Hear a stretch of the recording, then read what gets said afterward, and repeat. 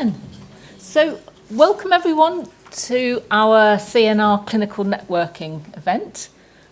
So some of you I know, some of you I don't. So I'm Gita Ramdharry. I'm a clinical academic physiotherapist here at Queen Square, between the hospital and the UCL.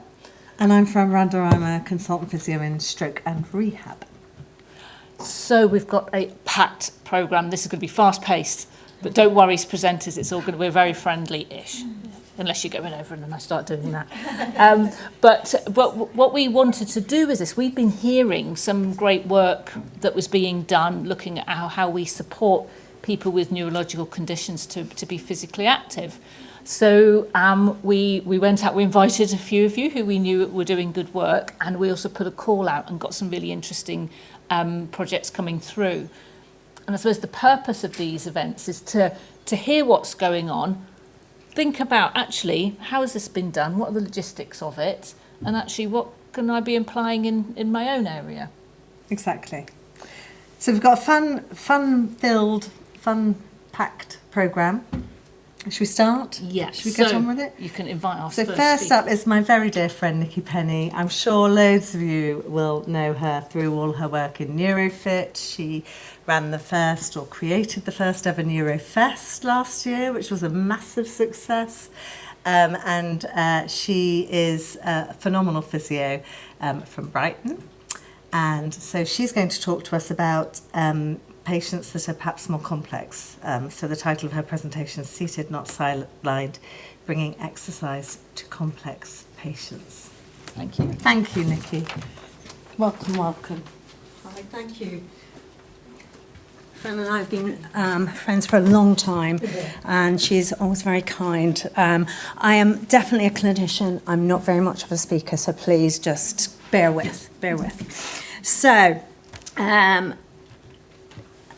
generally, the aims of my little talk today, which is only 10 minutes, I could spend 10 minutes actually just talking about my, the title, so I'm very, very nervous, is looking at prolonged sitting in patients with complex neuro conditions, the impact it has on their health, and how we can offset these effects through exercise. And if we just go, let me go first. See, I told you I'm not very good. Generally, a lot of our patients, our complex patients, are in seating a lot of the time for over 12 hours in a day with very, very little break up, sometimes them sitting for 3-4 hours with even out a postural move. And this has a huge impact on their health. In the sedentary sort of office workers, there's been loads of research, but very little research into long-chair wheelchair users, which actually is not a surprise, really. But in the sedentary workers, the office workers, there has been sort of parallels, although smoking is much more dangerous. But there are parallels that some of the health effects that smoking does has a similar, sitting has a very similar effect on the physiological health of the person sitting for long hours. And generally, we can say the same for our patients. Even though there's not much research, there is some research, especially in the spinal injured categories, and the sort of health benefits are quite catastrophic. Generally, when we look at it, for me as a physio, when I looked at this, the musculoskeletal problems of long-term sitting are very well known. So bone density, muscle atrophy, skin conditions, and all those things, contractures and pain. What surprised me and what I was much less versed to was the more cardiovascular and sort of the type diabetes, the long-term sitting being having such an effect on blood flow, the stiffening of the arteries, and then the conditions of or the increase in the metabolic sort of diseases like cardiovascular, stroke, heart disease, type 2 diabetes, obesity. And that increases the risk of our sedentary workers and our patients to about 40% increased risk in heart disease. Now, some of them are in a wheelchair because of that in the first place. So that is just compounding on already very sort of impacted system. The good news is that when you look at the office workers, if they've been sitting all day, they found that if they actually stood up and every hour did 10 squats, you could offset those physiological degeneration or problems. And that exercise really just offset it quite considerably with very little exercise. The research is very similar in the spinal injury field. Less information is known on the MS, the head injury, and all the other sort of general neurological conditions that we see. But in the spinal, if you take the evidence that's going there, that actually some of these health problems can be offset with exercise, which I think is a really good news. But for our CT patients, the goal, therefore, is not to just, a lot of these guys will never stand and walk again. It's really to increase their energy expenditure, maintain their muscle function and protect their cardiovascular health. That's what you're trying to do, and find different ways of doing that through maybe different means than sort of standing and walking and all the other things that we're used to. The evidence that is coming through, what's the most effective type of exercise to offset long-term seating? Well, again, it's the things that we're really adverse to and beginning to look at, and what we've been looking at the clinic for the last sort of 16 years, which is aerobic training, which was very much known. Which is less known is the resistance training, the strength training in neuro patients. Back in the Fran and I's day, that was a big no-no, doing weights, heavy weights, or resisted training with bands. The thought that it would increase tone, that it might kill your patient because they're already in a cardiovascular state. I think the evidence from a long time, since man began, was that people lifted stones, throw stones, that resistance training is a really, really good form of exercise. But it doesn't mean that we can't ignore the aerobic. So really we need aerobic and we need resisted. How can we do that with our very complex patients? They're not going to sort of walk or be able to get involved with some of the things that we do. I do think some adaptive sports, and Joe, you're talking about that later, but all the wheelchair adaptive sports that are there are a really good way of getting some of our patients in. But sometimes our complex cognitive severe head injuries can't really go into that sort of forum. So you may have to start looking at how you can create a different home life and introduce sort of activity into home life. And that can be as much as just change the position in the chair. That has been shown to change, that would be classed for some people as an activity, to regular pressure relieving. But then to looking at how people are transferred from one position to another. A lot of the time, people are hoisted nowadays. Back in my day, they wouldn't. They would be doing a standing pivot transfer. And we've really lost that bit of activity. So looking at different ways, like Sarah Steadies, like Steady Eddies, involving not just going for a hoist, but trying to rehab. Maybe the goal would be, I'm going to rehab someone from hoist up into a standing sort of return, get enough control that they can return. That will change quite a huge amount of activity in someone's life. So you can look at how you can do that in a daily routine at home. My favourite bit is looking at how us as physios, or me as a physio in my practice, can look at introducing resistance and aerobic exercise in low intensity but high frequency way and programs.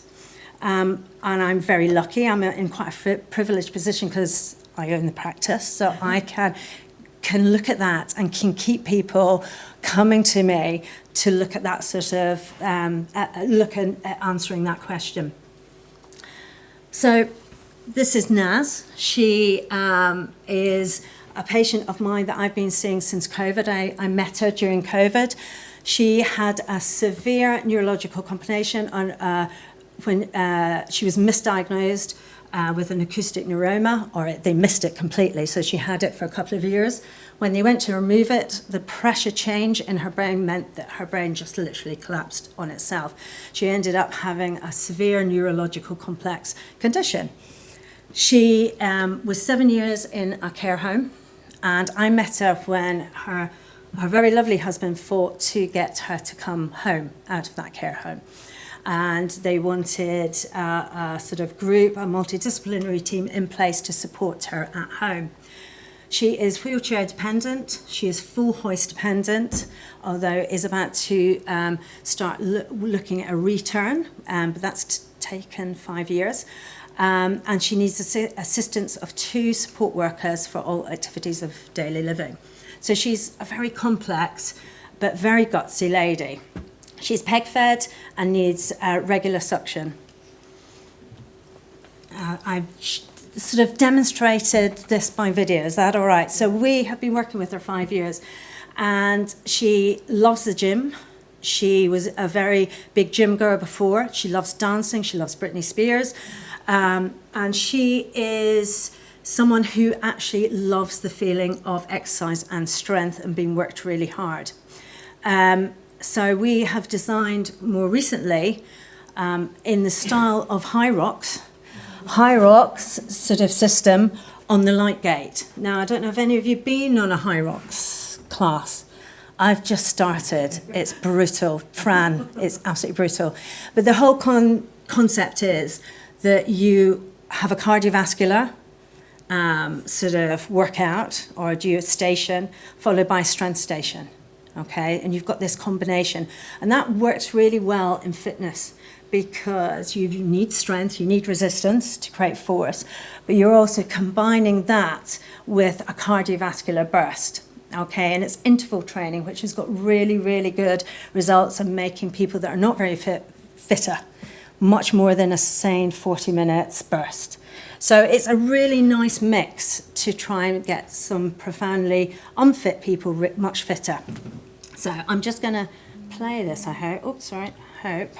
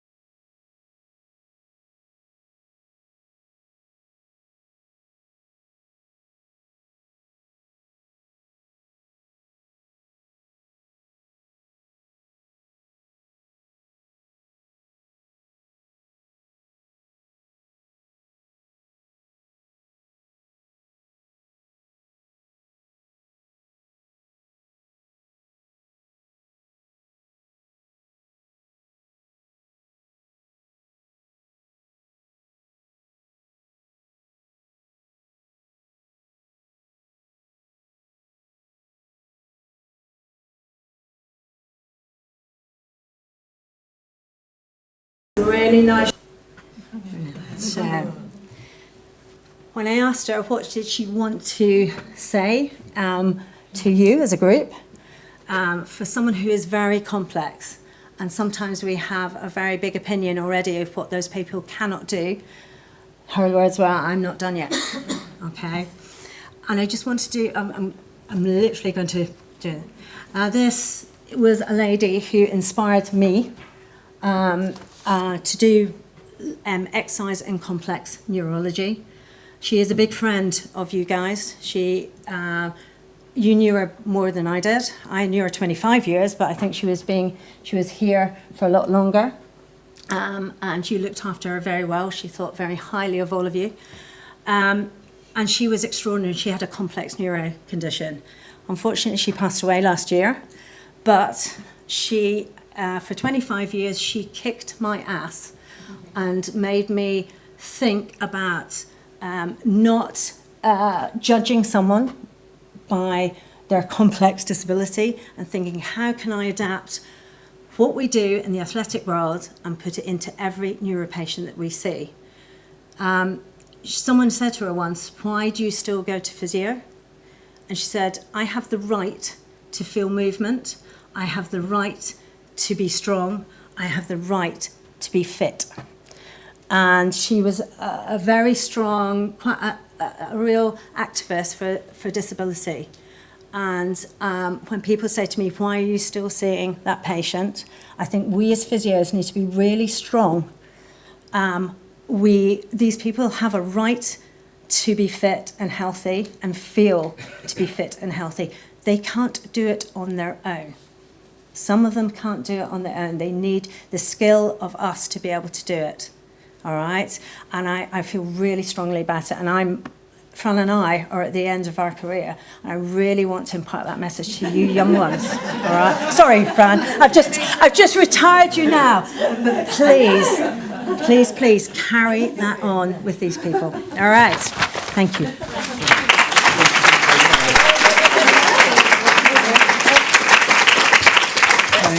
One quick question for Nikki.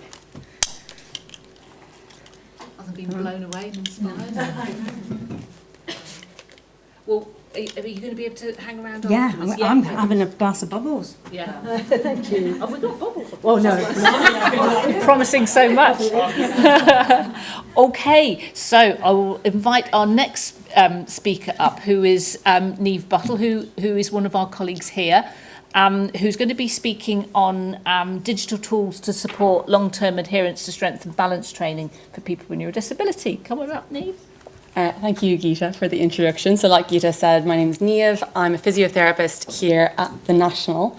And alongside my NHS role, I have recently co-founded a strength and balance app called Wobble.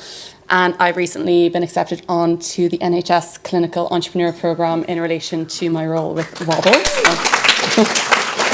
Thank you. I'm going to present on the use of digital tools to support long-term adherence to strength and balance training for those with neuro-disability. So I'm probably preaching to the converted here, but the system kind of context and the background to this is largely around the NHS long-term plan, and this switch to emphasis on prevention and self-management with a key focus on this happening in the community. And we're now seeing this huge drive around a switch to digital delivery models. And this is happening quite rapidly, but it's really exciting. And it's happening across kind of multiple streams of NHS pathways. So just recently, across London, even across MSK services, they're switching to AI-based triage systems through apps, which is greatly bringing down their wait lists. We're obviously seeing the NHS app, MyCare app, used across NHS as well. So then in terms of what we see clinically, is this happening with people with neurological conditions? Are we optimizing the use of digital technology? And we know as physios that there's a massive evidence base around the importance of exercise. But we know that post-discharge from rehab pathways, that actually adherence is really poor, and that kind of tends to be where we see that drop off in engagement once people are discharged from kind of structured services. And we know that obviously there's massive system constraints around this, usually down to staffing, workforce capacity, and also tends to be the way rehab is delivered in the NHS. Everybody loves a guideline, so obviously the World Health Organization recommend that all adults, specifically older adults, do strength and balance training twice a week. But then when we look at guidelines specifically for our neuro population, the recommendations are actually quite similar. So the 2023 National Clinical Guideline for Stroke also highlights the need for balance and coordination training at least twice a week for those falls risks. And it also specifically mentions looking at digital solutions such as social networking apps, physical activity platforms to promote this exercise adherence. The MS NICE guidelines and the Parkinson's ACSM guidelines also tell a similar story. Something we all know around that these people need to be doing regular strength and balance training. So over the last few years, there's been lots of evidence and lots of research done around the use of digital technology, both through like tele-rehabilitation and also through the use of apps. So we know that this evidence is out there and we know that it works, but then it's how do we actually implement it? And I think when we think about engagement with technology generally, we can see that both our kind of older populations, I hate the word older, but the aging populations, and those with neurological conditions are regularly engaging with technology. So my parents are both in their 70s, and every day they would never miss doing their daily Wordle or their daily Duolingo because they don't want to lose their streaks. And every day they both send in their Wordle scores into our family group chat, much to all of our annoyance. But it's thinking about how we kind of steal these behaviour change models and use them to improve long-term adherence with our neuro population. And that's kind of where the concept of wobble came from. So I was finding clinically that, you know, if we're set to our 6 kind of sessions, either in the community sessions or outpatient settings to give rehab, I was ending up taking lots of videos of my patients and then leading up to their discharge, generally doing lots of videos with them of progression ideas that they could try once they've gotten to that level, because I knew that they would have to be discharged from the service. So that's where we kind of developed Wobble as a solution to this. So Wobble basically starts with the user completing a series of objective and subjective outcome measures that we kind of use routinely within our physio care anyway. And then the app takes their outcome measure results to prompt them at appropriate starting level. So the app itself has a series of 4 progressively more difficult levels within the app. Level 1 being kind of the easiest level, and that would be working more on kind of static balance. Think about your patients that would really struggle to move dynamically, all the way up to our level 4, which is quite hard, took us quite a long time to film, looking at like single leg deadlifts, squat jumps, working really dynamically and really hardly for our higher level patients. Within the app, the user can choose whether to just do it for 5 minutes all the way up to 60 minutes. And within each guided session, it's all generated so that it feels like a new routine each time. So the app is generated to track the sequence of the exercises people do. So I think it's like 100,000 times that they need to use the app for them ever to get the same sequence of exercises. And then when we're thinking about that adherence, we've stolen lots of that really clever behaviour change kind of strategies from other apps. So we use like streak features, so that the aim is that they use this every day. There's a calendar feature and also community features that I'll talk a bit more about in a minute. Also within each exercise, it's an audio guide through the exercise. So there's a huge education component to this. So for example, if someone's moving their head, if they've their eyes closed, whatever they're doing, the voiceover is then talking them through, you know, this is activating your vestibular, your visual systems, and then giving examples of daily tasks that these exercises will help with. Obviously, as designing this as an NHS physio, it's all been designed to hopefully complement NHS pathways. And this just gives you an idea, I hate looking at my face, but this gives an overview of kind of the outcome measures within the app. So each outcome measure, the user watches the video that explains what they need to do, and they're then given time within the app to actually give it a go and then put in their results. So we do a 30-second sit to stand, a 4-stage balance test, and then an activity-specific balance confidence skill, which some of you might be familiar with, but it's a 16-part questionnaire looking at the person's confidence over kind of a series of ADLs. The results are then calibrated and presented to the patient with a video that kind of gives some education around it. And then we recommend a starting level for them within the app based on their results. Obviously, we're not a registered medical device, so it's a suggested level for them. They always have the ability within the app to either go up a level or go down a level. It's all about that self-management approach that they decide what they're able to do. This is my favourite feature that we developed more recently based on feedback, is the community feature. So I like to think about it as like Strava for balance. So you can follow your friends on it and then like their sessions. What we've got lots of really good feedback over is our community leaderboard. So you can follow your friends and then you compete with each other for the best minutes per week in the app. And then on the right, you can see an example of people repeat their outcome measures over time. And the idea is then they can see and monitor their changes in their outcome measures themselves over time. We've been really lucky to do some early pilots within different services. So across Norfolk and Suffolk, falls prevention pathway, the movement disorders and neuro outpatients in Greater Glasgow and Clyde, some domiciliary care and some charity services as well. This is very, very rough data that I just pulled this week because all these trials are active at the moment and ongoing.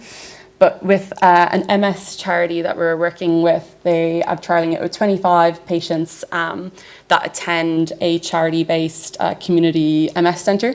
So the centre is run by people with MS. And so far, they're averaging 2.7 sessions per week. So they're meeting their guidelines. And they're averaging 34 minutes per week on the app, with the top 10% of them doing 66 minutes and then the lower half doing 10 minutes a week. And then how it works is the clinician would either get them to scan a QR code from a leaflet or from a tablet, whatever they're using. And then all of the data from each service is connected to a QR code, so it makes it easy for us and them to pull all of their data that's connected to the one QR code so they can actually see what the compliance is like in their service. These are my references. And then any questions, obviously the app is available, the app is available to download for the public on the App Store and Google Play. But also if anybody works in any services that would be interested in trialling the app and seeing how it works, please do get in touch. Very impressive. Amazing. Any questions from the audience? Go Yes, on. Gita. I've got a little question. Sorry, it's a bit of a nerdy one. That's good. With the assessment part, when you do the stand, what are you actually measuring there? Is it time or have you... Numbers, reps. Oh, so you've got the sit-to-stand reps. Yeah. And then with the standing with the feet together. Oh, so that's a 4-stage balance test, an echo measure. So you're looking at how long they can hold their balance in kind of 4 progressive, more challenging basis of sport. Yeah. Any more questions? I've got a question. It's a really dull one. But That's okay. as somebody that went during COVID, we had to set up virtual programme on upper limb. Well, how do you cope with the risk assessment side of things? Or the Yeah, that's something everybody always asks. So it's all led by the user. So this is more like an adjunct to clinical care. So we're not replacing any physio. This is more so targeted at people who are trying to increase their I suppose, engagement with strength and balance training. So it's all led by them. They sign a tick box disclaimer, sign terms and conditions, and then it's up to them. It'd be similar to, someone using a Couch to 5K app for the first time. What's to say they're not going to have a heart attack doing a Couch to 5K app? Same risk assessment. It's up to them. Up to them. Yeah. Great. And in terms of cognitive? Yeah. Obviously, Levels? people would need to be able to engage with the app. Okay. Yeah. So presumably if they couldn't, they They need to be obviously able to follow the app themselves. The other thing is at the moment we've just made an aided level for people who use frames, walking sticks, but it's not added to the app yet. So yeah, people would need to be able to stand unaided at present. Brilliant. Yeah. It's really impressive. Any go on? Yeah. I'm quite interested in adherence, especially over distance. So am I correct in understanding that every time they log in to their session and it's kind of facilitated through the session, you as a clinician on the other side could potentially see? No, so we haven't created a dashboard. That's how that would work. It would be like a clinician-facing dashboard. We've not created that for GDPR reasons. It's a whole different ballgame if we're giving access to data for clinicians. But what some clinicians across neuro outpatients have done is they've downloaded the app themselves, so they can just follow the patient as a friend and monitor it that way. Or the patient will just go to their next appointment and show them the app, like, this is what I've done over the last few weeks. Yeah. Do you have the capability, let's say, if lots of my heroes wanted to come from Neuro Heroes, to then have like, a team, a Neuro Heroes team, so then they can all see each other separately within it, or you could have the football or whatever it is, so different communities out there, instead of repeating what you've already done, which is fantastic, then you can bring other people in and then everybody... Yeah, so that's kind of how we're approaching working with services at the moment. So say like the MS group is a good example of that. So they've all downloaded it through the same QR code. So they live on the back end system to this. They all live on the same system, but then they just follow each other as friends. But it is a good idea actually to have groups within the app. That's a really good idea. Yeah. Brilliant. Thank you, Niamh. All right. So next up, we've got Anna.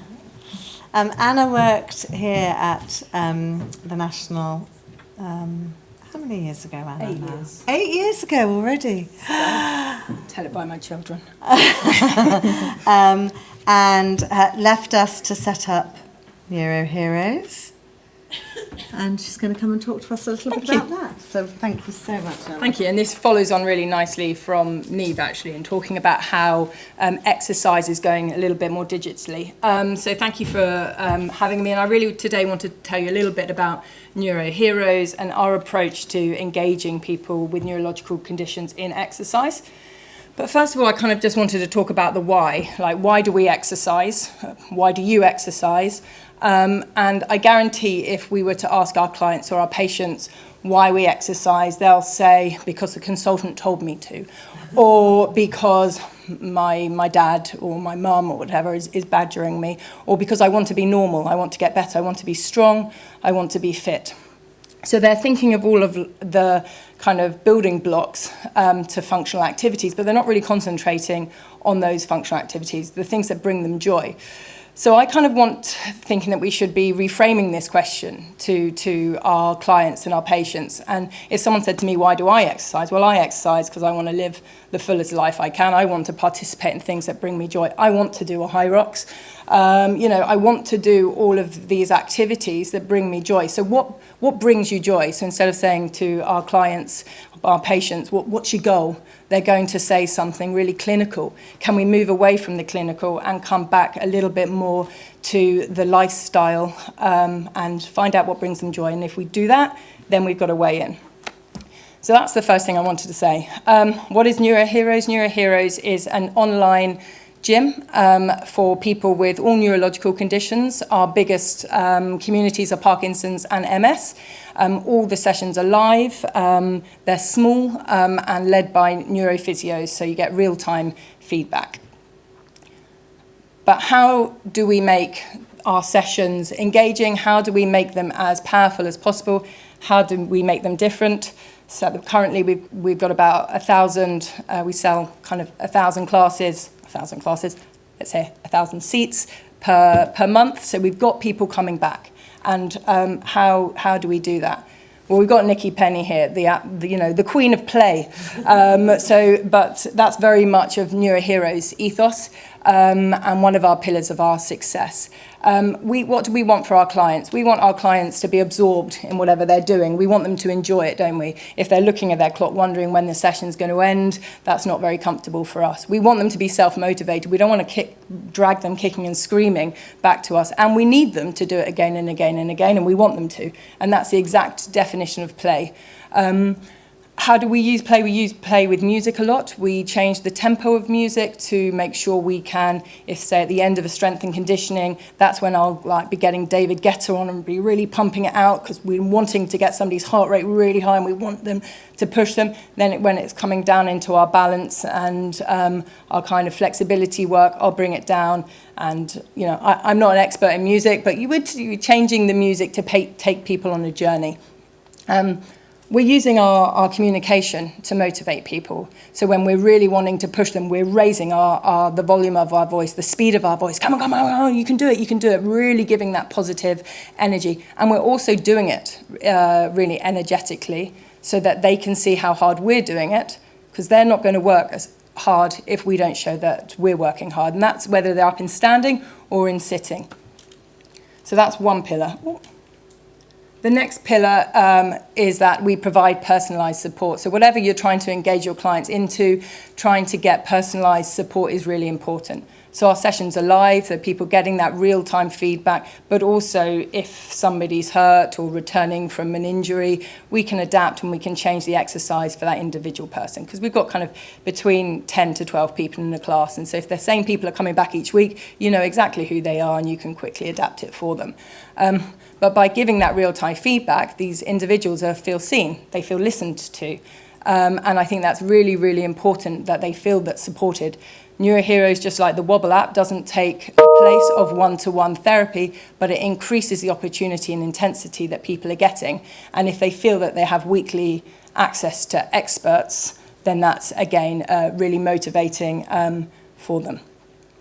Now, I think that, and I'm very guilty of it myself, that we give too much information out. I'm like a little puppy. I get so excited about exercise that I tell someone that you need to be doing X, Y, and Z, and you need to be doing it this many times a week and at this intensity, and make sure you don't do it around that eating and that food. And then if you're a bit fatigued, maybe don't do that. And if you're off, well, it's better to do it when you're on. Or, we give lots and lots of information. And what that tends to do to people is they're just reverting back. They know they need to do it, but they're not going to get over the line to do it.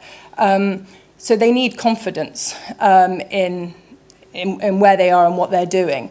And our sessions are designed so in that hour that you're with us, you know that you've ticked off in Parkinson's, your dual tasking, your strength and conditioning, your fitness and your balance work. And then if we've done it right, you're doing flexibility all throughout. So they feel confidence in the fact that we know what to do, how to do it, when to do it. And then by doing that, they're gaining confidence in knowing what to do, how to do it, and when to do it. So inevitably, when they think, okay, I can do this on my own, or if they want to go and do it on their own, they've got the tools to do that. So really important for self-management, but also for seeing change. As soon as our clients go, let's say they go on holiday, now they can take us with them, but if, as in virtually, but once they go on holiday and they come back and like, oh, I can really see the difference when I didn't do my Neuro Heroes exercise classes, and then suddenly, there you go, you've got them hooked. Now, I don't want them to be, of course I want them to be hooked on Neuro Heroes, but I just want them to be hooked on exercise, whether it's with me or with anybody else. And I think that's what we really need to be doing, hooking them in, getting them addicted to exercise. Sustainability. I didn't even press my stopwatch there, damn. So sustainability, to make sure somebody's coming back time after time, whether it's to us or to a gym or whatever they pick, they need variety, it needs to be inclusive, and it needs to be pitched at the right level.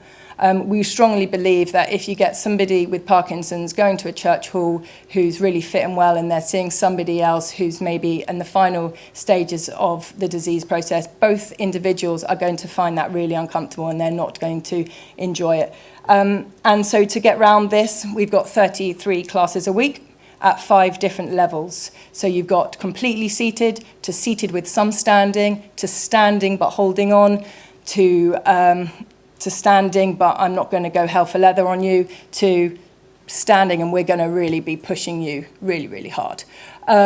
We've got functional Tai Chi, seated, standing yogas. So what we're trying to do, the aim is to try and have something every single day, at every single level, across different styles of exercise. So people of different personalities, there's something for all.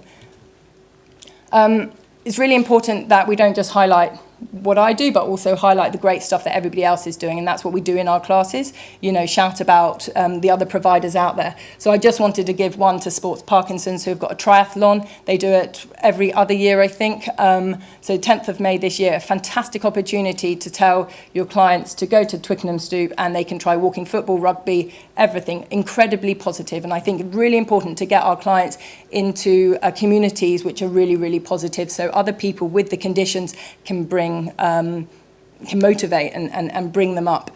And then, of course, it's horses for courses. I think any good clinician isn't going to just say, come to Neuro Heroes. I'm going to also tell you, reach your peak. I'm going to tell you about boxing, football, darts for Parkinson's. It's really important that we know what's in our area for people, and maybe having a database. And I know that the MS Society also have these kinds of days, like Sport Parkinson's is organising. So, but having that database is really important and empowering.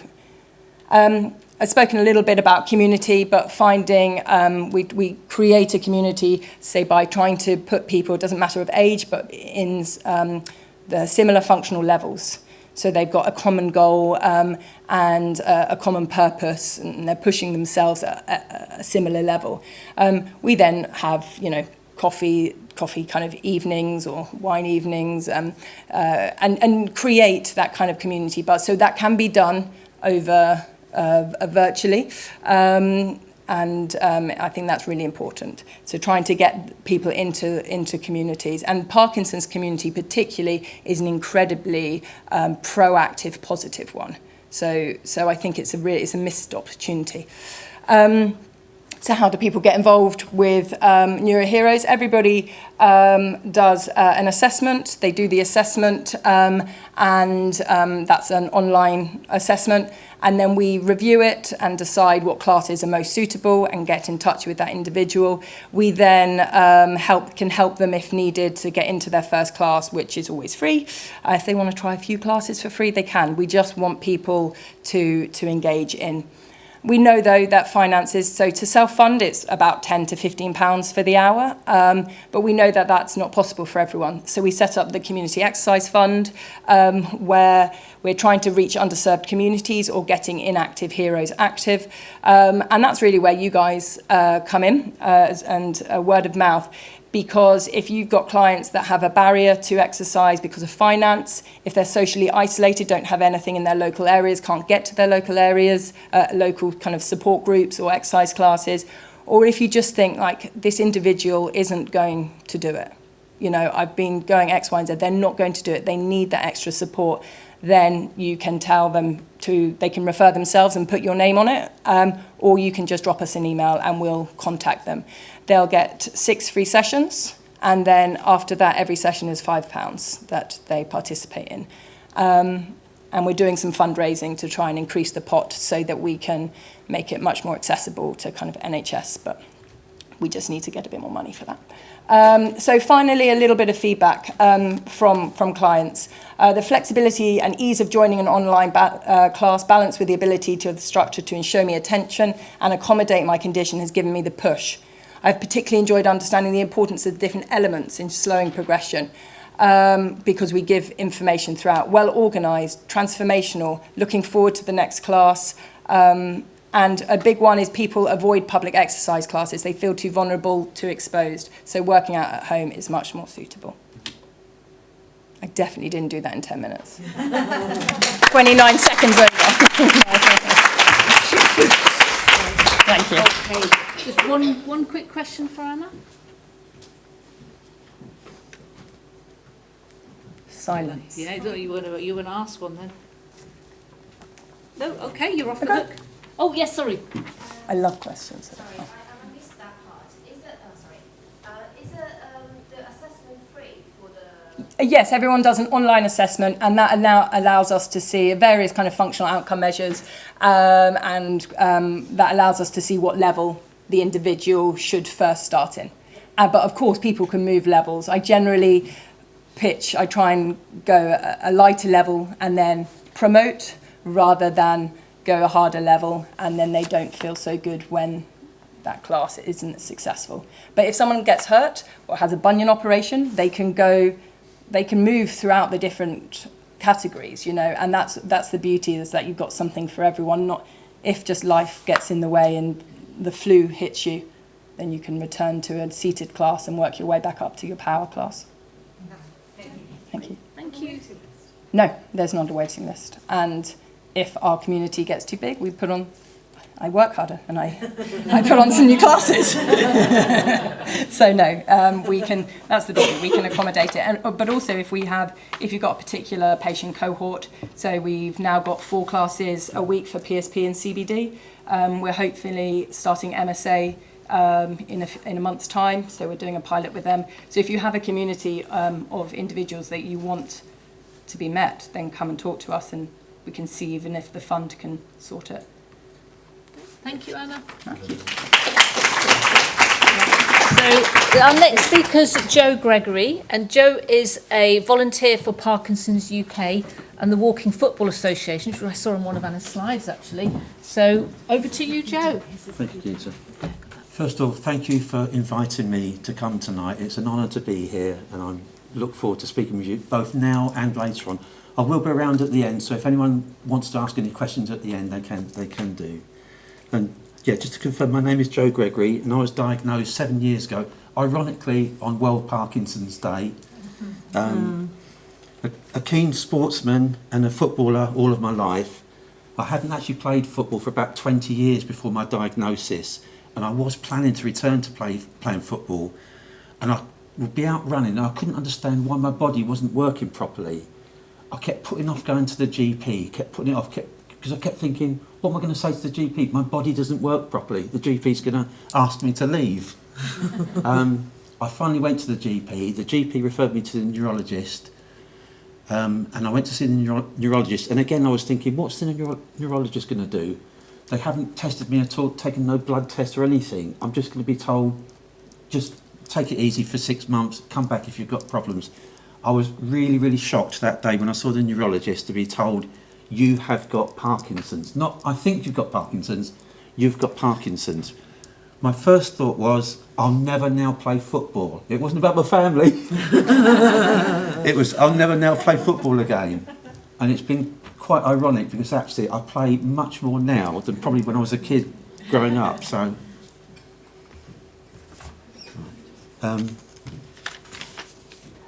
right, yes, this evening's event is billed as how do we support people with neuro-disability to engage in physical activity and exercise. And I hope to learn more myself, as well as being able to impart upon yourself some my own experience of being involved with walking football in particular, and just, yes, the Sport Parkinson's event, the triathlon. I've managed to go to that every year as well, and that's a fantastic event. If you can get there, please do.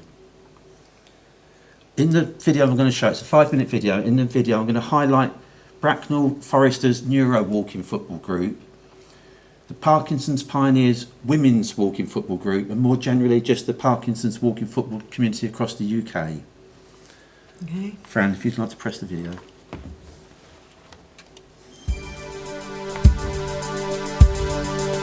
The Bracknell Foresters are a walking football group for people challenged by neurological conditions such as Parkinson's, dementia, MND, stroke, brain injury and learning disabilities. Walking football is a team sport first introduced to the Parkinson's community in May 2021 as an excellent activity for benefiting physical and mental well-being for people living with Parkinson's. It is a non-contact sport played at a walking pace, with no kicking the ball above head height, no heading, no tackling from behind or from the side. There's also no offsides and no blooming VAR. With new Parkinson's and neurological walking football groups starting up all across the country almost every week, there's probably about 50 or 60 Parkinson's and neuro walking football groups at present, with several of them attached to the community trust departments of the Premier League and the English Football League teams. It is a great way to develop and maintain health and fitness, with balance, mobility, strength and a mental well-being benefiting from the sessions. Oh, well done. There is also the huge benefit from socialising with a group, and so many people tell me that it's the highlight of the week. At Bracknell Foresters we have about 15 or 16 playing each week, plus at least half a dozen supporters. We have some people that have played football and other sports before, plus others that have either never played football or haven't played for several decades.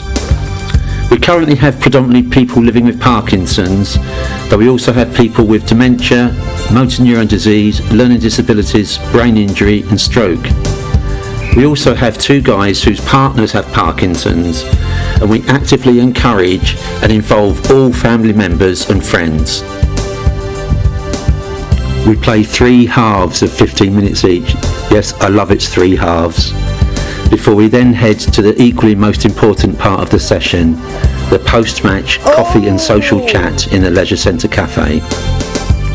Indeed, so important is this part that over the winter, when things were particularly bad outside with the weather and we couldn't play, everyone still came into the cafe to meet up and to chat. And we don't mind too much if people forget they've changed ends and score own goals. Another group I'm very honoured to be a small part of is the Parkinson's Pioneers, the world's first walking football group specifically for women living with Parkinson's. Now about 30 to 40 strong, the group was established 2.5 years ago for women wanting to engage in the sport together for mutual support and enjoyment.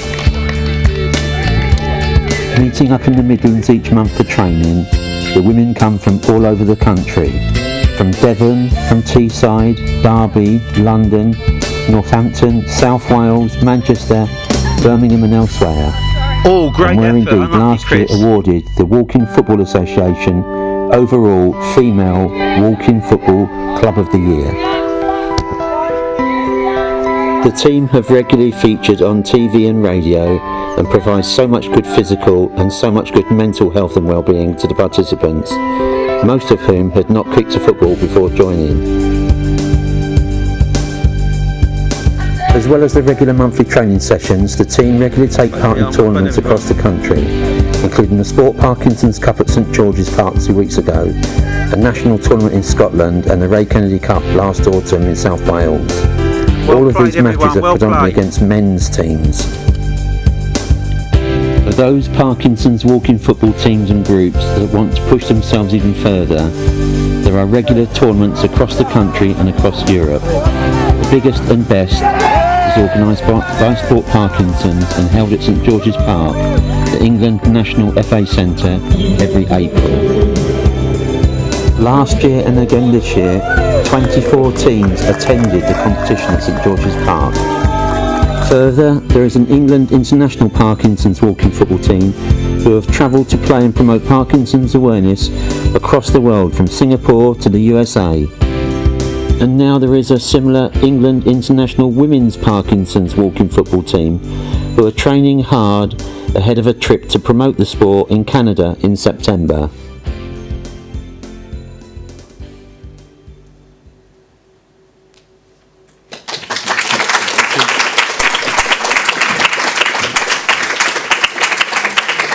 Any questions?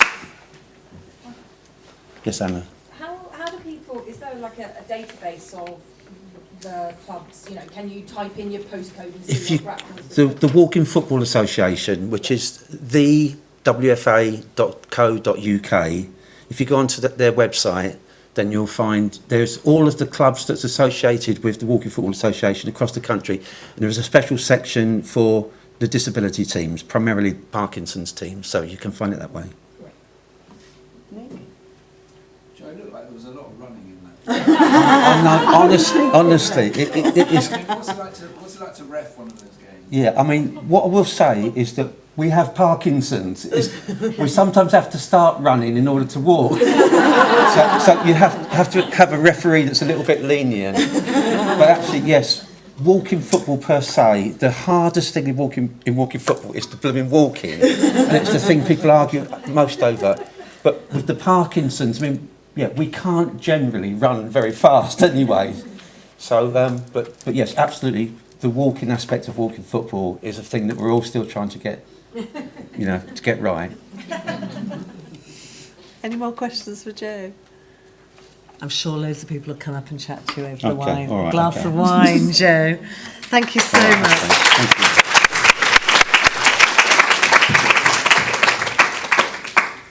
So next up we have our very own Gita, who obviously needs no introduction I'll introduce myself. whatsoever. Thank you. And I just realised, compared to some of these talks we've heard so far, mine is quite dry and starts academic, but then hopefully what I'm going to show you is just how we started there with some data and thought, oh, what can we do here? And then where we're starting to go with it, which hopefully will be a little bit more applied. So for those of you who don't know me, I work in the Centre for Neuromuscular Diseases. So muscular dystrophies, inherited neuropathies, etc., which tend to be quite rare diseases. And this was a project that where I collaborated with other physiotherapists doing research into other rare diseases as well, and Huntington's and ataxia. So we got a grant a few years ago just to start to look to explore that, because we were, from the studies that we'd done, exercise trials, when we'd interview people afterwards, people weren't maintaining those activities. People stopped as soon as the trial finished. Oh, phew, that's over, I'm not doing it anymore. So actually, although we might be improving some of the things, as we've heard, the things that are beneficial about exercise, there's something about how we were doing it in those trials that was not leading to behaviour change. So we were all quite interested in that. So just to give a little bit of background, hopefully most of you know this, but just that definition of physical activities, not just structured exercise, but any bodily movement, as we were hearing earlier, how we might use day-to-day activities, but any movement that requires us to expend energy. So that's the WHO definition that we used. And again, we've heard some of this already, but actually how 25% of adults don't necessarily reach those levels of activity. But what we know that when it comes to people with neurological conditions, there's multi-level reasons why they might not. It might be something about them, what we call intrapersonal. It might be something to do with how they interact with people around them. That's interpersonal. It might be something about where they are in terms of accessibility or where services are close to them or not. And actually, what we propose with this is that when you have rare diseases, that's also compounded by a lack of knowledge. So I'll explore where that might be in a moment from the data that we found.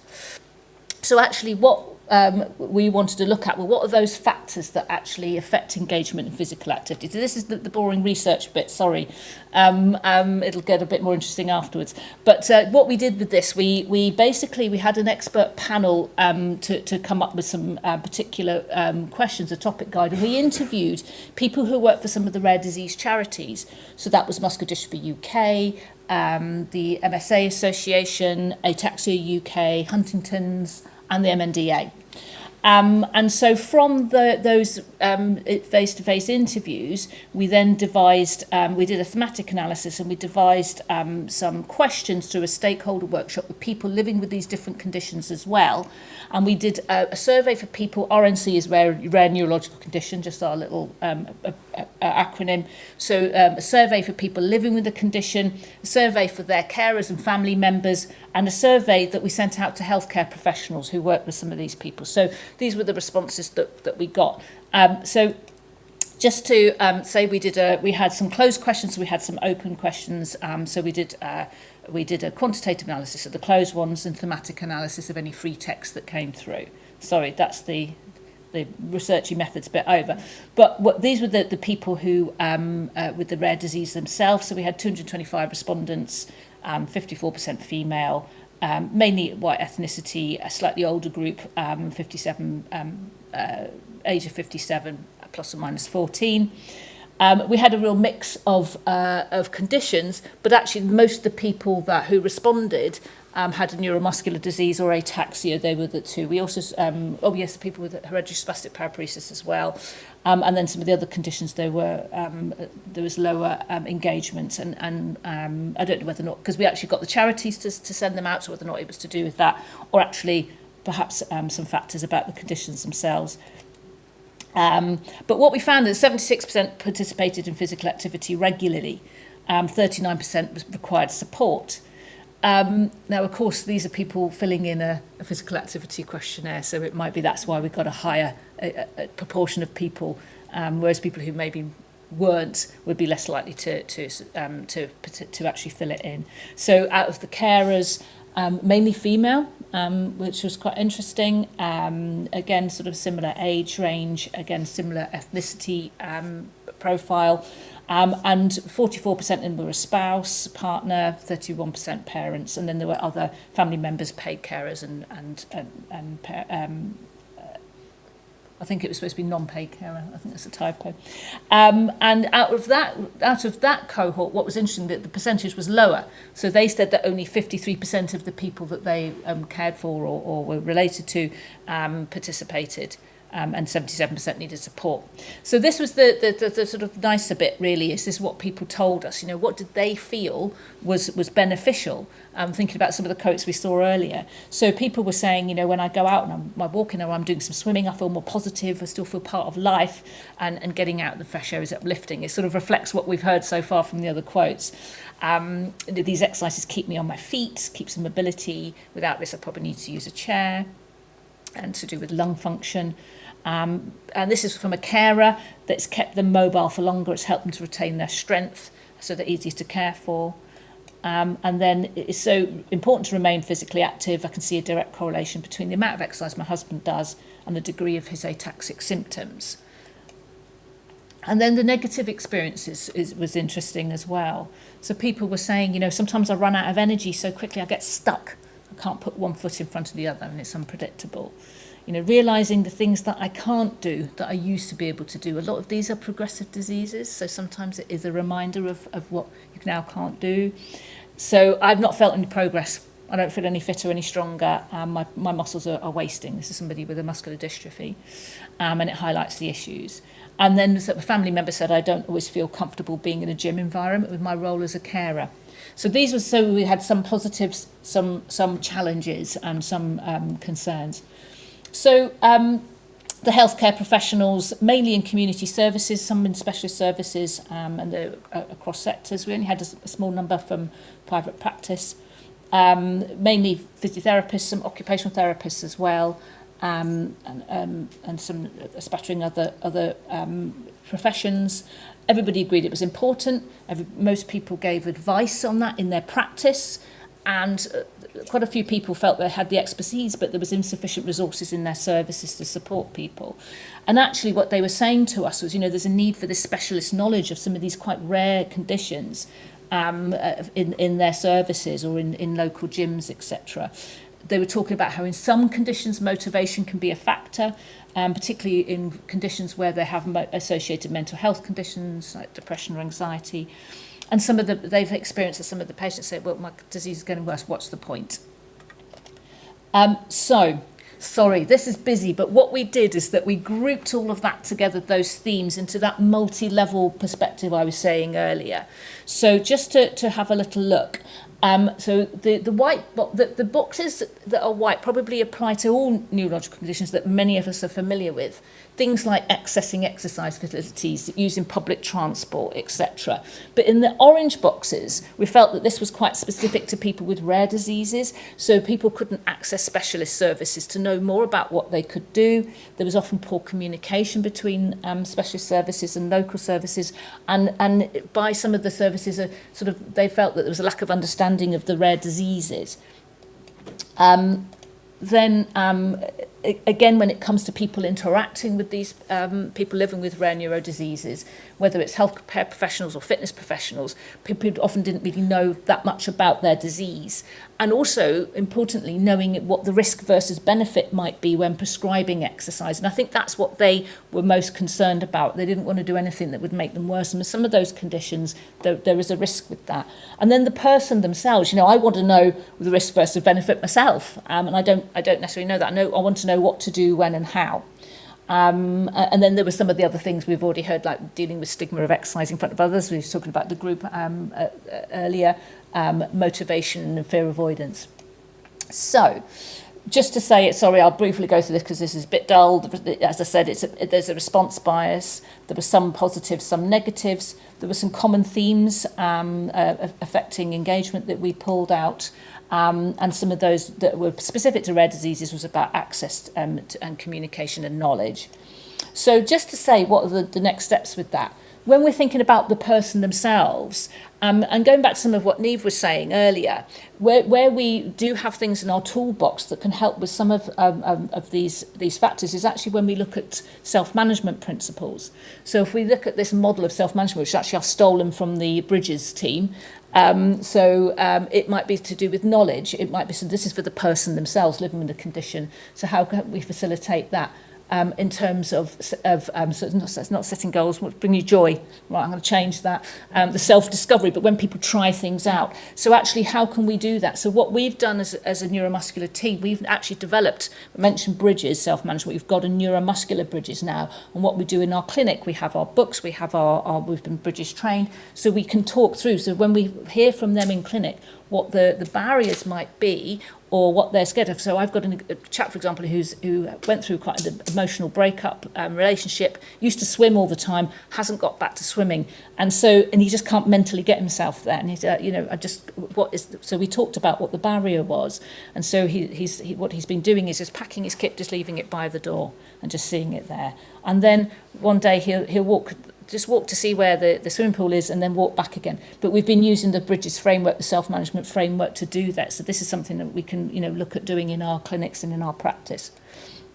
And then the other thing that we're working on at the moment, if we think about the people who might be working with these patients, and the knowledge piece there is digital, again, coming back to it. So one of the things that we've got an NHR grant to do is actually looking at developing a website and resources where there's two portals, one for the people themselves where they have the knowledge and some ideas and some programs that they can do, but also for physiotherapists they can get quickly upskilled. And we're going to be working with a group soon to look at how we can do that in a really bite-sized fashion that's accessible, and then they can work together in partnership through community services or outpatient services. And as I say, we're just developing all of this at the moment, and it's called Better Balance NMD. So that's where we are at the moment, and then hopefully we've actually got the funding to then evaluate it. But it's something that we really want to be looking at how it then transfers into practice, and there's a big piece of work we're doing on that. So thank you very much.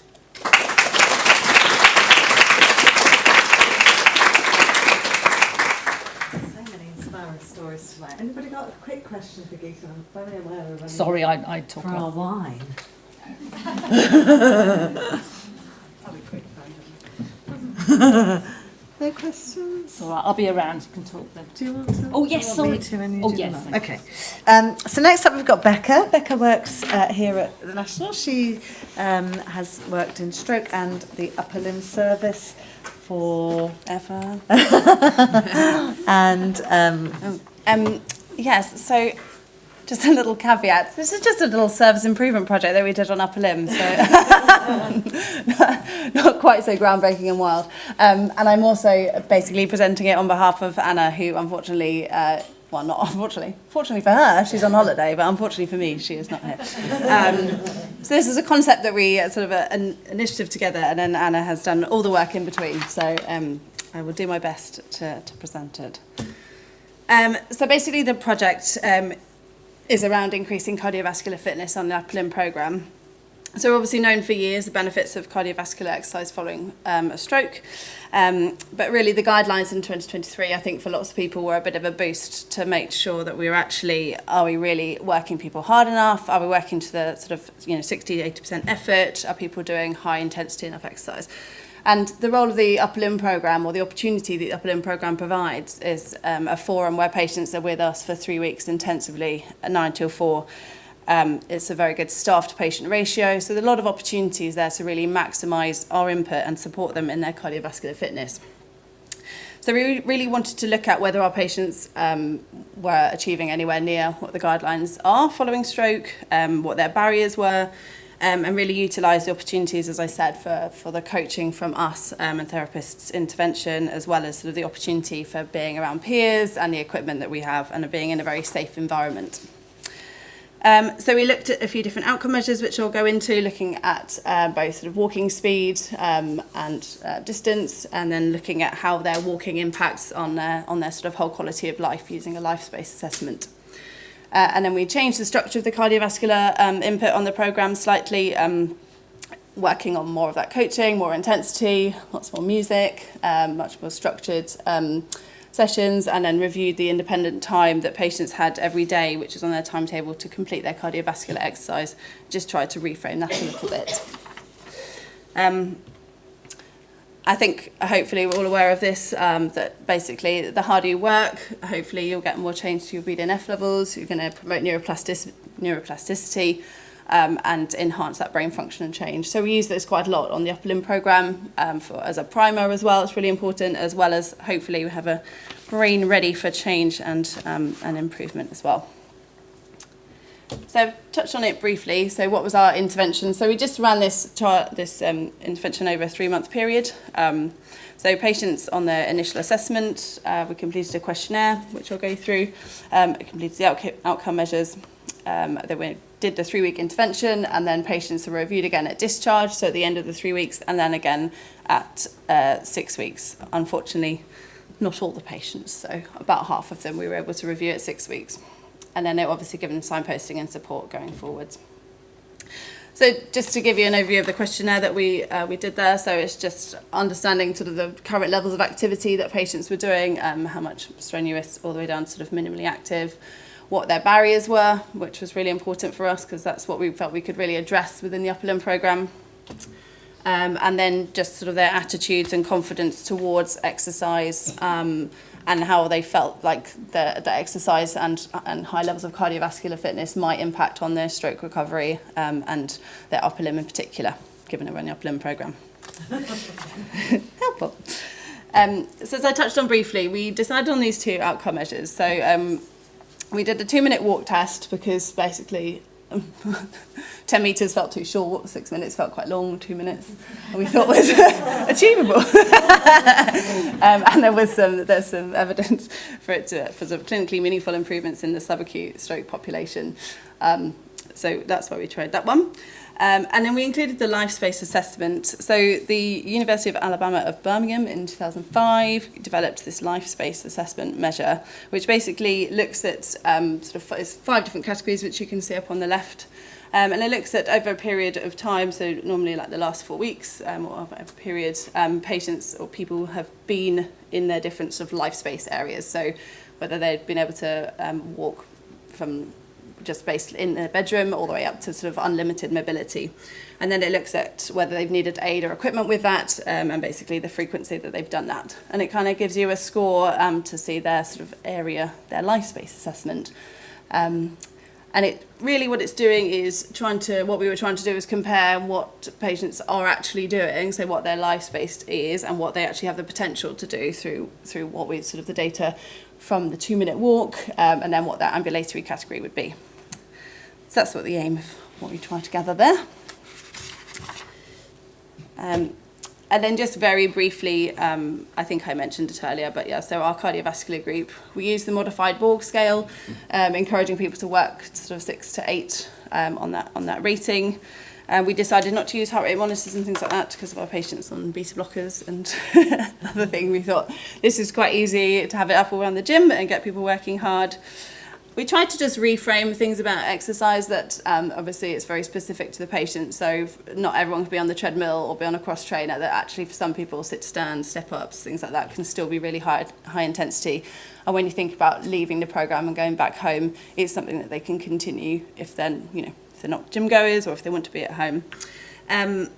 We obviously reinforce the fact that we're in a really safe environment. They've got lots of therapists around them. We have linked to medical teams. They're right near medical wards, so any kind of concerns around safety and things like that, we could hopefully allay some of their fears and overcome some of the barriers. And we also just restructured the education component a little bit, again, just focusing more around the barriers that came up. So patients had a structured cardio group once or twice a week, and then every day on their timetable, which they have 15 to 30 minutes at least once a day of cardiovascular session that they can, so that's a self-instructed one, but we're basically there to get them to work really, really hard. And as Anna said, get loud, get big, trying to motivate them for that. So just a few of the results that we collected for you. So from the questionnaire, I've just picked out a couple of important ones. So on the left, it's just the admission to discharge data. So initial barriers, so 45% of patients said they were too tired, and that's what stopped them exercising. 30% said they weren't sure it was safe, and then 20% no time to exercise. But the number, so people could tick multiple barriers on the questionnaire, and so the number of barriers went down there, so an average of 3 barriers per person down to 1 barrier, which is pretty good. And then on the right, this is just the 6-week follow-up data, so that's obviously just 13 patients, well, 11 patients actually, compared to the 27 there. And again, their numbers came down towards just identifying 1 barrier to exercise.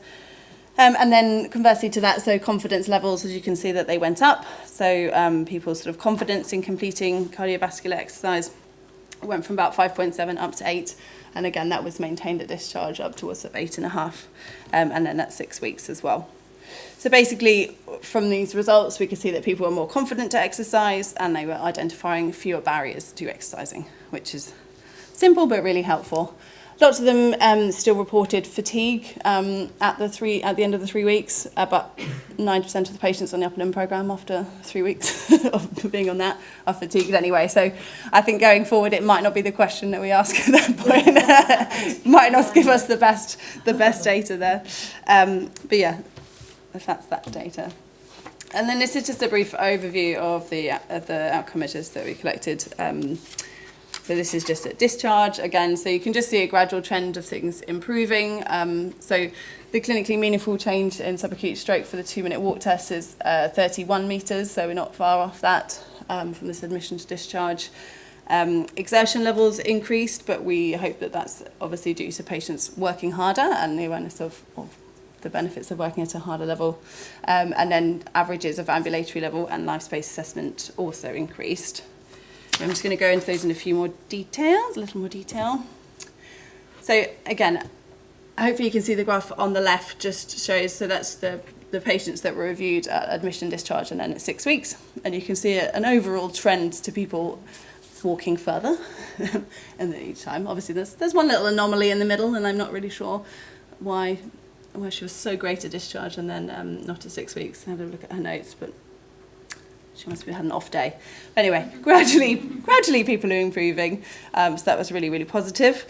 And then on the right here, it's just looking at the ambulatory level categories that sort of are calculated from the 2-minute walk. And obviously you can see that patients that were in that lower level category remained in that category from admission to discharge there. And again, the problem with this measure is it's sort of, in terms of just categorising it with ambulatory score, it has a ceiling effect that if you start fast and you get faster, this measure doesn't show that. So what I've just popped down here is just the number of patients, so the 10 patients that on admission were scoring in their community walking, so category 4, their speed of walking did also actually improve. It's just not captured in that particular other outcome measure. Does that make sense? Yeah? Yeah, sorry, it's a lot of random numbers and green stuff. And similarly with the life space assessment, so it's quite nice to see on the left a trend towards people expanding their life space. So 41% of patients, so 11 of the 27, expanded their life space. So that's just from admission to discharge. So that's over the 3-week period. So they go home in evenings, they go home at weekends, and so they were able to show that they spent, more time in different areas and walking a little bit more. But again, what you can see still is that from admission to discharge, a lot of the patients that were in that category of being sort of limited to walking at home didn't really change. And again, the ceiling here is a score of 5 with unlimited mobility, and that's not going to increase. So I've just added this one on the right, which again is the data at 6 weeks. What's really nice is that 46% of people further expanded their life space at 6 weeks, so they went up another category. But what I wanted to really point out is the patients that started and finished the programme at level 1, all of them expanded their life space at 6 weeks. So it was really nice to see that hopefully we'd given them that confidence and the ability to know that they could do more, and they went home and they did do more, and they had expanded that when they came back at 6 weeks. And just one other point that I just wanted to highlight on here. So again, on the left is the ambulatory categories at admission and at follow-up, and then comparing that to the life space assessments. So 82% of the patients, so this is the ones that were followed up at 6 weeks, had expanded their life space, but actually the ambulatory category hadn't changed. So their quality of life, hopefully, and their access to community and their independence and things like that had started to improve, but actually it wasn't necessarily equated to an improved speed or distance of walking, just showing the value of the coaching and the confidence and the support that hopefully they gained in the programme going forward. So just conclusions and future plans, really, that integrating this a bit more of an intensive approach to cardiovascular training is beneficial, and then we can see that objectively it's helped changing beliefs and attitudes and confidence. Increasing confidence with mobility has expanded people's life space, which hopefully has a bigger impact on quality of life. We've got a plan to just relaunch the programme on the upper limb. Relaunch the project on the upper limb programme and capture a bit more longer term data. So we see patients at 6 weeks and we see them again at 6 months. So it'll be really interesting to see if people have maintained that, because that's the biggest challenge, really. And I think just a bit more around self-management that's been mentioned a lot. We didn't necessarily get people to document while they're on the programme and afterwards sort of really what they were doing and how intensively they're working, and sort of hold them to account a little bit, maybe with a diary while they're on the programme, and just really supporting people to push themselves and then hopefully sustain that after the programme. Thank you very much. Becca, any questions? Time for a quick question? Oh. I'm just interested, do you have any data comparing those who did the exercise within the upper limb movement, those who didn't, if there were any who didn't? No, I don't. Sorry. Because I guess everyone does it to a degree on the programme anyway, as in it's sort of, we always run the group and it's always timetabled, so it's always done. We just did, the enhanced programme for everyone. Yeah, no, definitely. Yeah, because we'd love to see if there is any linked to upper limb improvement or anything. Hi. So I got a question. What's your rationale behind not testing cardiopulmonary fitness? Well, equipment, time constraints, things like that. And I think what we also thought is really accessible when people go home, if you can work out what your sort of perceived level of exertion of like a 6 to 8 out of 10 is without being like trapped up to things, then it felt quite nicely transferable into other environments. And, as with every, yes, we have patients here for a lot, but we're still quite time poor, as it were. And I think we just tried to be like, do the best we can. Scale works. I mean, that's Also, there's quite a lot of, the research studies are there, aren't they? It's then how is it done in a real life context of a program. So, yeah. In Parkinson's, people aren't getting that. They're then looking at their heart rate, being like, oh, I can't get up, I can't get up. And obviously the medication or whatever and the conditions bring it down. So it's actually really unhelpful. So the broad scale is the go-to with that. Thank you. Thank you very much. And then our final speakers I've come up from the community teams in Bexley and Greenwich. So that's Tito Thomas and Sanjana Gruraj, who are going to speak about a project that was funded in their area looking at cardiopulmonary exercise after stroke. Hello everyone, my name is Tito, as Gita mentioned. I'm one of the physio working in Bexley Community Neuro team. Hi, and I'm Sanjana. I'm one of the physios in the Greenwich Neuro Rehab team. Brilliant. So today we're jointly presenting this project. We've been running across Bexley and Greenwich, looking at cardiopulmonary exercise after the stroke. This was a pilot project funded through SELICS, and the focus was really on one key question, which is, can we safely and realistically deliver meaningful cardiovascular rehabilitation for stroke survivors in the community? Just to going back, as we all know, there was a strong recommendation in the National Clinical Guidelines update in 2023. It was very clear that people after the stroke should have access to cardiorespiratory or mixed exercise training, regardless of their age, time since the stroke, or the level of impairment. And we've all been hearing that higher intensity exercise training, about 70% of their heart rate, is beneficial to improve the cardiovascular health and functional outcomes at the end. So in reality, once the patient leaves early supported discharge or in the community rehab, this structured exercise program is very limited. So this project was an attempt to bridge that gap to improve the stroke service locally. How did we plan the project, or how did we approach this? We did quite a bit of groundwork around it. We reviewed the evidences, what we have, or the literatures around it. We spoke to different experts who was working in the similar area and spent time shadowing their services. We ran focus group who asked stroke survivors to understand what they might want or what would they want to happen in such group. And we surveyed all the therapy staff who were in Bexley and Greenwich, which helped us to design their understanding and also make us this program. Also, we managed the staffing and careful budgeting because this was in our current funding, it was only given for a year.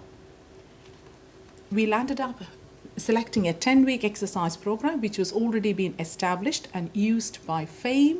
FAME is a fitness and mobility exercise program which is being done for 10 weeks. It's a structured in-person exercise class, and we also used PARIS, which is the physical activity routine after stroke, which is also a 10-week program which is given through behavioural approach to embed activity into daily life to remove the barriers of the engagement in the exercises.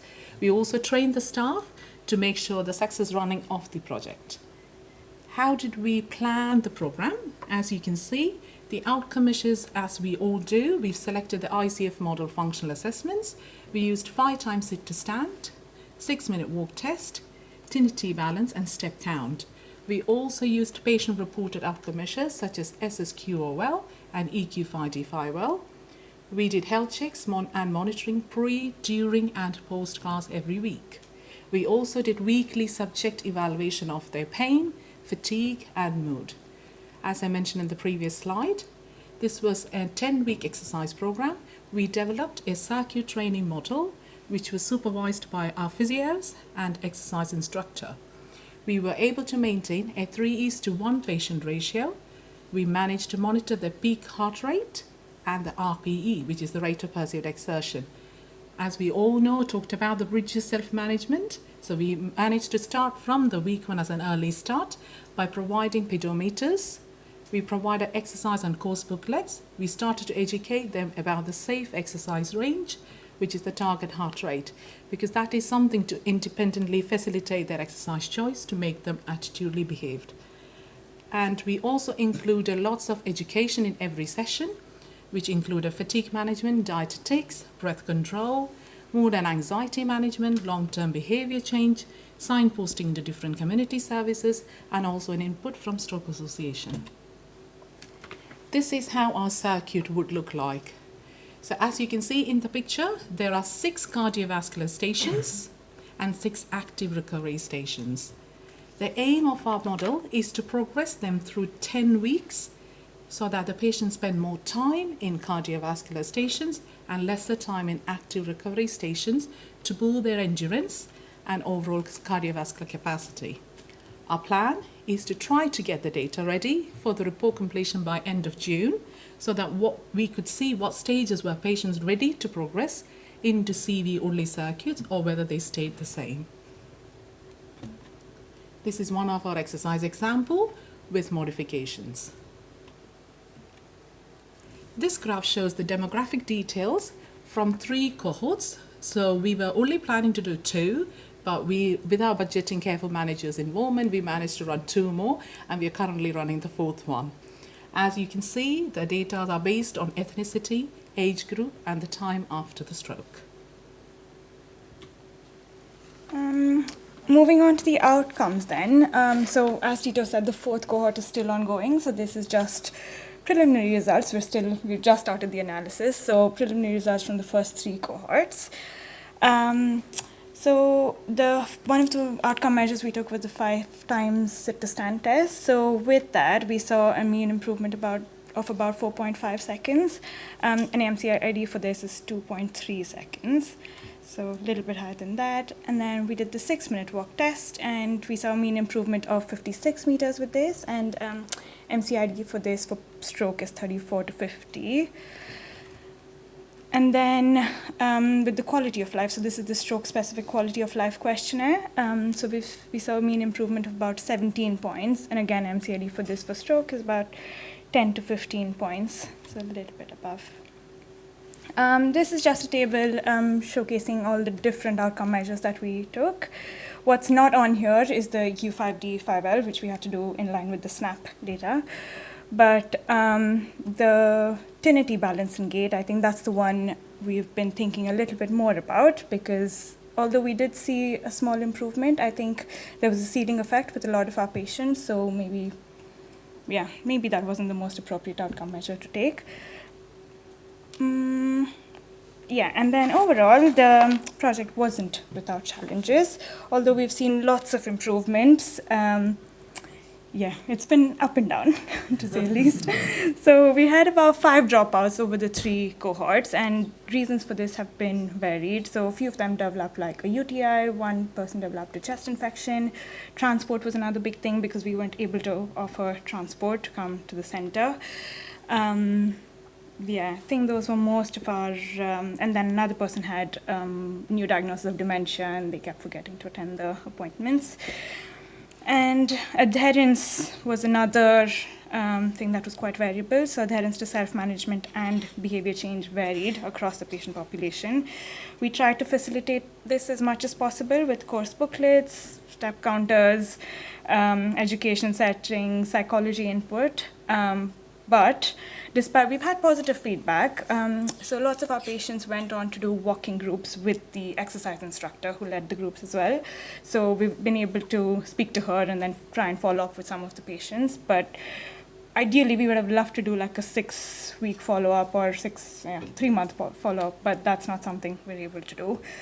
So whether or not this all the positive changes we saw were sustained. We're not sure, but we're hoping that it has been. From a logistics point of view, so we had to deliver this across 2 boroughs. So I think if we were able to have like a rolling program through the year, we would have had, we could have gotten more patients through this.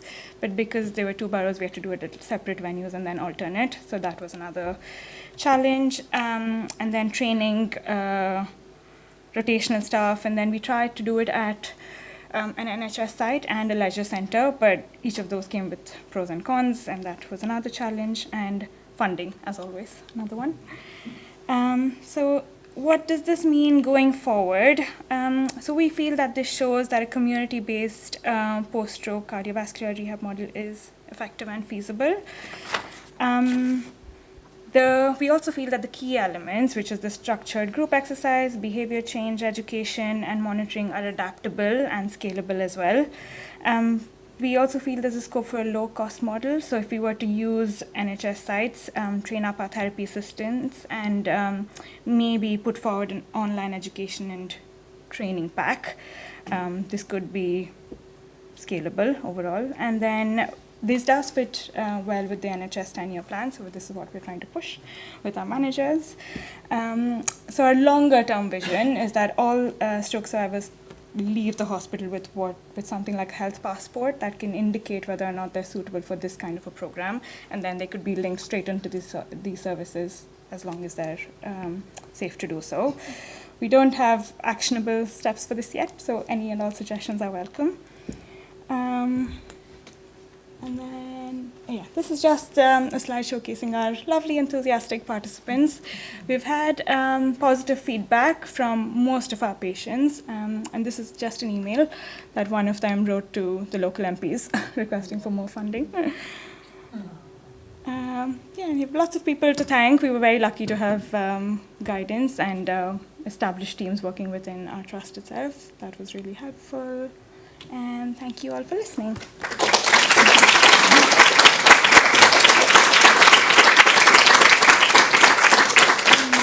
Thank you very much. Any questions, Tito and Sanjana?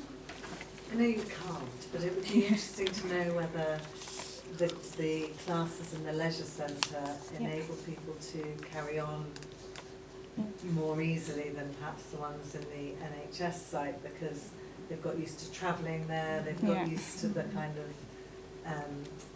habitual side of it, I guess, and it doesn't matter then if the class stops, the place where they do it is still there for them and still accessible for them. Yeah, we feel that was one of the biggest benefits of the leisure centre cohorts. Exactly. There's that every time we discharge somebody from our ESD pathway, for example, then there's a big gap and there's lack of confidence there to get them onto the gym programs. So we feel like this was a really good way to bridge that and get people onto those programs. But of course, that we then have to pay for the leisure centres, which is a funding issue. One active Pure Gym currently give free memberships to people with Parkinson's as well as their carer. So there's a big work there. If they've already got a president for people with Parkinson's, then stroke, there could be a pathway in there. And it actually really helps us in the report writing, because out of the 4 cohorts, there's only 1 leisure centre site out of the 4, which gives us the pros and cons to the commissioners at the end, because we found the peer group support or the support groups after the group was better for the group 1, because there's cafe, there's other networking, there's other leisure centre activities, and people are more moving on with it. So there is less barrier for them to continue their engagement. So we found it, so it will be included in our report writing as a positive. And we can still hear from our exercise instructor, who is still coming for our 4th cohort, she still have got the contacts because they are still part of her, which gives us the benefit of it. And is that report going to the ICS and funders? Yes. So you already put in the 10-year plan all over that. Definitely. Really all our patients are being, and some good patient stories. And absolutely. And we've been getting lots of phone calls from our patients advocating for it. And this is where we think that this has made a good impact on them, because they keep calling us, have you got more funding? Can I join again? Or is there something where I could travel with you across the country to talk about it? And this is all very positive. Will you be presenting it to the ICS at any point, like this? Yeah. Hopefully Right, we will. get one of your participants to join you. Yeah, The one we who love sent the that. email, she's more keen on it. Yeah, absolutely. Any other questions? Oh, yeah. I think I just want to applaud you for that work, as I'm now in rare diseases, but stroke is very close to my heart, and also coming from community, navigating where you can do these groups and how, and seeing the benefit of that social interactions, but also the physical nature of it. So, Thank you. Thank you. Thank you. Okay, shall we continue discussions over some refreshments? Thank you very much.